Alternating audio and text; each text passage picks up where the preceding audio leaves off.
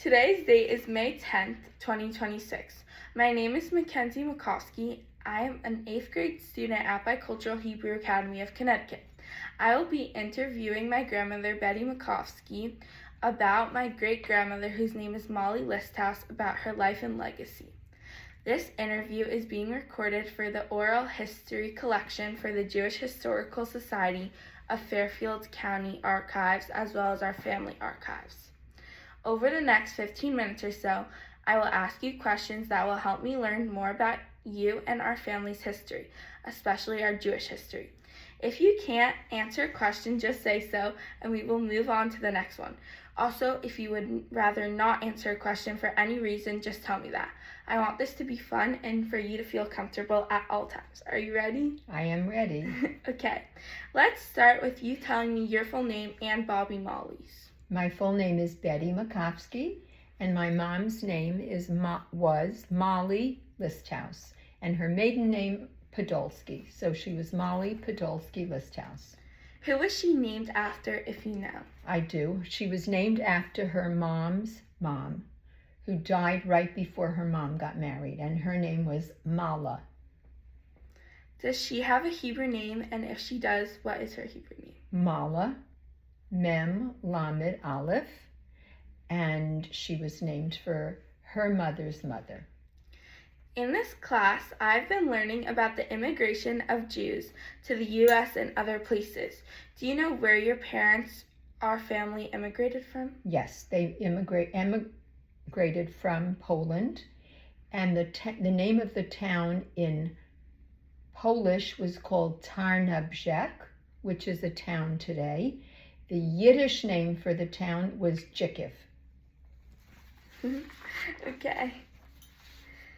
Before they immigrated to the United States, Israel, or any other country, did they talk about what life was like before they left?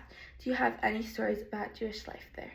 I do. So Bobby Molly was 9 years old when the war started, September 1st, 1939, and they were evicted from their homes and chased into the forests in the part of Poland that became Russia. And they faced terrible anti-Semitism the whole time that they lived in Poland. And then, of course, from 1939 until 1945, when the war was over, they were they were in Siberia, they were chased into Russia, they were in work camps. And Bobby was just a young girl, and she just helped do anything, take care of her family. Did Bobby Molly or anyone in her family experience, or were they affected by the Holocaust or pogroms? How so? Pogroms, yes. So they lived through the Holocaust, but they did not go to concentration camps. They were chased into Russia. They were in Siberia, and they spent the entire time of the war there. They lived like in a barracks, very, very severe circumstances. But on the other hand, they were not in concentration camps. Her father went to fight with the Polish army, so they were separated, and she was with her mother, her brother, and her sister. Her sister was very young, and they managed to survive throughout the cold Siberian winters without food, with very marginal clothing. It was very, very difficult for them. Wow. Can you tell me anything about our family's immigration to the United States, Israel, or someone else? Yes. So in 1945, when the Americans liberated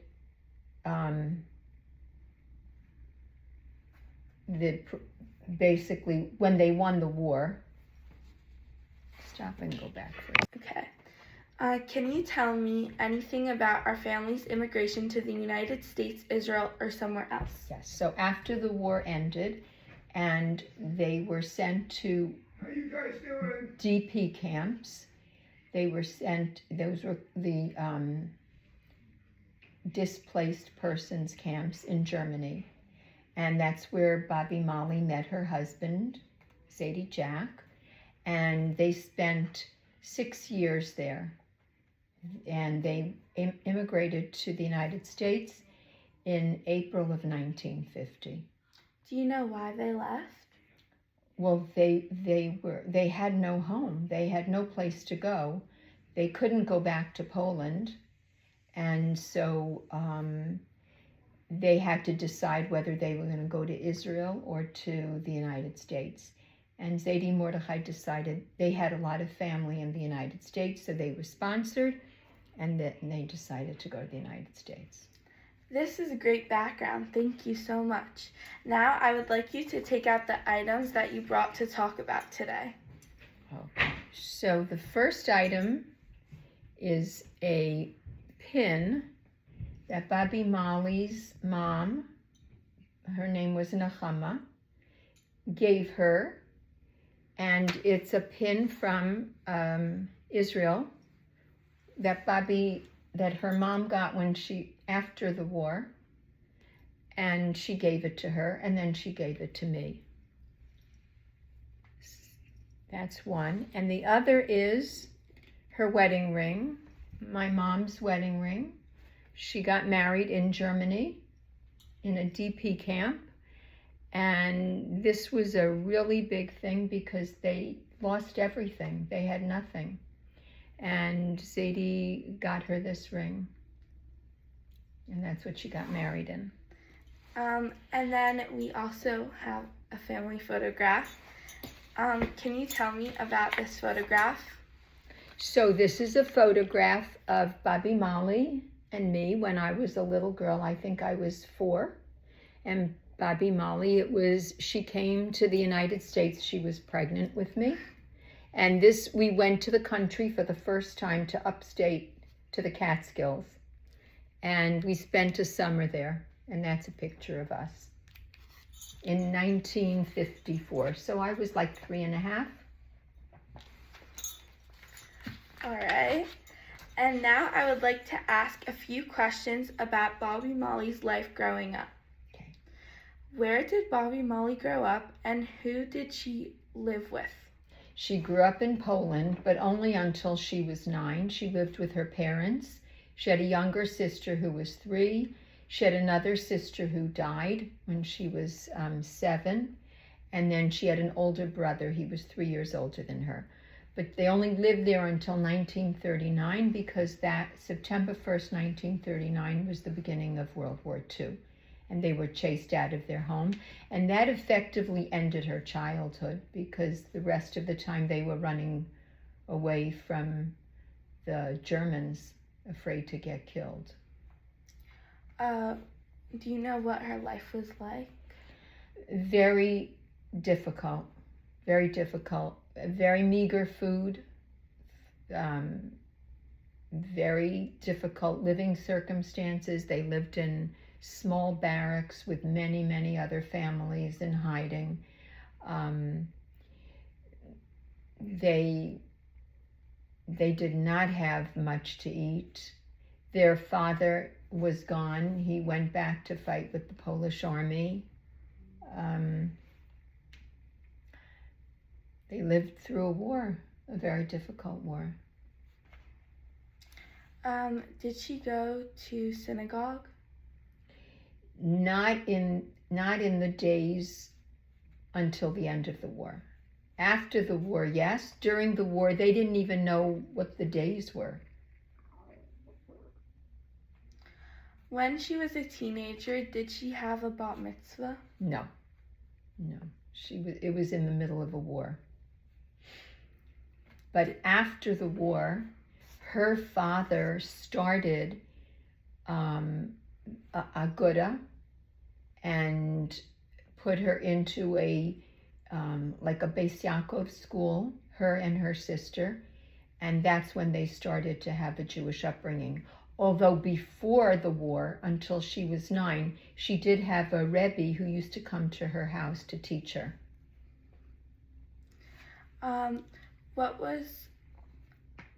Okay, I'm going to ask you a question about Bobby Molly. Do you know what her favorite holiday was? Probably Purim. Do you know how she celebrated it when she was a child? When she was a child, she was very young. 1939. She was 9. I don't know that they did have holidays, and her father had a very good business. As a matter of fact, her father hid money under their house before the war because he knew they were going to be chased out. And after the war, he went to get it, but they chased him out. They said, if you stay, they'll kill you. So he didn't get it? He never got it. Now I would like to talk about our family traditions and our Jewish traditions. My favorite one is when I make Hamantaschen for Purim and lighting Shabbos candles. What are yours and what were Bobby Molly's? I think Bobby Molly's are right up there with yours. She loved to make Hamantaschen. She made hundreds. She used to have everyone over at her house, the whole family, and she made about 5 different kinds of Hamantaschen, and she loved to light her Shabbos candles and really daven when she did. My favorite holidays, I think I love them all. That's a good answer. Did anyone in Bobby Molly's family serve in the military? Her father in the Polish army. Can you tell me more about this? He went to fight with the partisans during the war, and they thought he was dead. After the war, Bobby Molly's mother, was crying to somebody that her husband died during the war, and they said, no, we just saw him. So they went, and the next day they found him, and they were reunited. Wow. How did Bobby Molly meet Zadie Jack? So when they were all in the DP camps, those were the displaced persons camps that the Americans organized after the war, and that's where they met. Okay. What did Bobby Molly do to make a living in her adult life? So the main thing that she did was she worked with her father. Her father was a custom shirt maker. He used to make custom shirts, and he worked in downtown Manhattan, and all the judges and lawyers used to come to him to have custom-made shirts, and they even had, their collars embroidered, engraved on their sleeves, and he taught Bobby how to do that, and she worked with him until they built the World Trade Center, and they knocked down that whole section, and then Bobby became a seamstress. What invention do you think had the biggest impact on her life? The sewing machine. She loved her sewing machine. And she sewed so much for all of us. Yeah, she did. She used to make us clothing when we were little. Mm-hmm. That's cool. Okay, we're going to wrap this interview up with one more question. Okay. What advice do you have for future generations like me? Persevere in everything you do, in your religion, in every part of your life, every aspect. Bobby never gave up.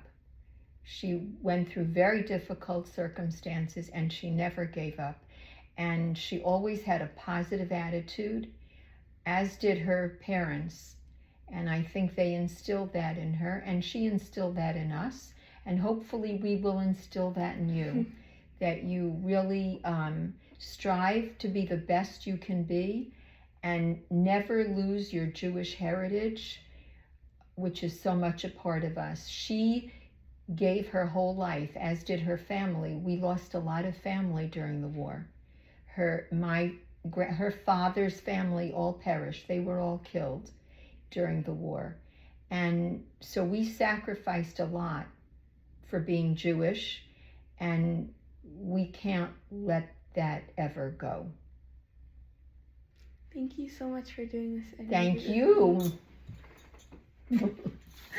All right.